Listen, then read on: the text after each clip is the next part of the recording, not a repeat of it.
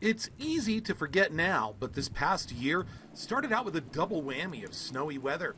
Winter Storm Avery and Blizzard Bennett blasted northeast Wisconsin in the span of 4 days. Avery left a modest 3 to 6 inches for most, but Bennett dumped 6 to 12 inches almost over the entire area. Swamico ended up at the highest reported total, 18 inches. It was our biggest storm in nearly 6 years.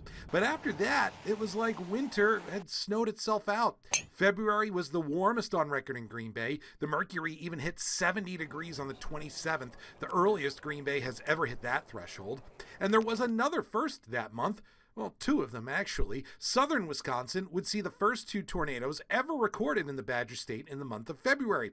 And not to be outdone, Washington Island would record some tornado history of its own when spring arrived.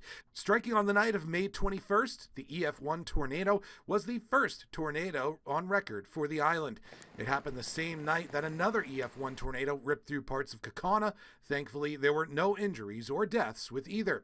Into the first half of the summer, the story became rounds of torrential rain, and it seemed like every time we dried out for a few days, another round of rain moved through. And on July 5th, the heaviest rain event of the summer dumped so much rain on parts of the Fox Valley, multiple communities were left dealing with flooding. Neighborhoods in Appleton had feet of water in the streets, and in Manawa, about 50 feet of the dam along the Little Wolf River washed away when the rain overwhelmed it. But as summer progressed, the rain valve shut off. August, September, and October were all much drier and much warmer than normal. In October, Green Bay saw its latest ever 80-degree reading on the 29th. And as we've come to the final couple months of 2024, our weather has leveled out a little bit, both in terms of temperature and precipitation.